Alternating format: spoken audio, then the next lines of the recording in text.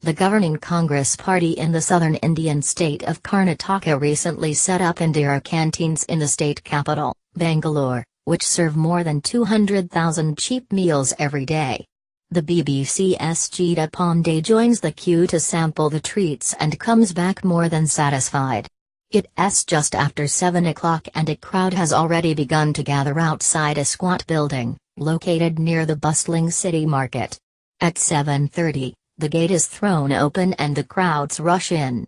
There's some jostling, but soon people fall into line, impatient bodies pressed into each other. The queue moves quickly. Men and women walk up to a small window, hand over their money and receive 1 or 2 green plastic tokens, which are then exchanged at the counter for food. They pick up their bright yellow trays and move to a table in the room or outside in the courtyard to eat. I too buy my tokens and join the queue for breakfast. On the menu are idless savory cakes traditionally eaten across South India for breakfast, pongal, a popular rice dish, and some coconut chutney. The food is fresh, warm, flavorful and delicious. And the best part? Each dish costs a mere 5 rupees, or about 13 cents, which is as good as free. Since they opened their doors on 16th of August, the canteens named after Indira Gandhi, the Indian Prime Minister assassinated in 1984, have been drawing in the crowds. The idea is clearly borrowed from the hugely popular and successful Amma canteens, started by Jayalalitha, the late Chief Minister of the neighbouring state of Tamil Nadu. I ate at one Amma canteen last year and the food was good. At Indira canteen, it's even better. The customers at these canteens, which are like the soup kitchens of the West, are mostly poor people, daily wage laborers, drivers, security guards, beggars, who earn a few hundred rupees a day, sometimes not even that. And for them, every penny counts. Madarsh Damad, who works as a security guard at a Bangalore shopping center, tells me he is a regular at the Indira canteen. The food is very good. Earlier, I used to eat in a nearby restaurant and would pay 30 rupees for breakfast. Now I am saving 25 rupees. It's a good thing. They should extend this scheme to the rest of the state too. Lakshmi, who comes every day to the market to buy fruit which she then sells outside a school, says the canteen has freed her from the daily drudgery of making breakfast. I now no longer need to cook in the mornings. That makes my life so much easier. The food is cheap here so I can afford it. And this is very good food too. Mohan Singh, who lives in a lodge nearby, comes to the canteen for all 3 meals a day.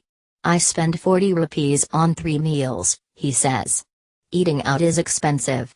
Previously, I would spend about 140 rupees on food daily. For me this is a real blessing.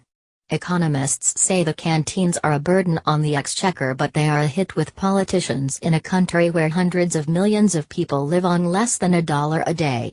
Many analysts say the Amma canteen was one of the main reasons behind Dems Jayalalitha's success at the last elections. In Karnataka, where elections are due early next year, the decision to set up these canteens is obviously a political one, even though the authorities insist that their motives are more altruistic. Our chief minister decided to feed the poor, Manajarajan, the official in charge of the project, told me.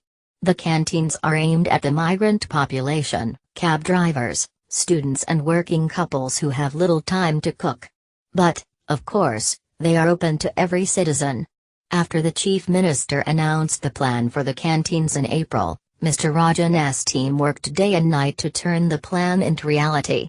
On 16th of August, a day after India celebrated 70 years of independence from British colonial rule, Congress Party Vice President Rahul Gandhi travelled to Bangalore to inaugurate the canteen to free people from hunger.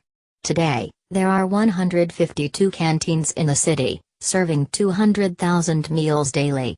The plan, Mr. Rajan says, is to grow to 198 canteens serving 300,000 meals a day by the end of November.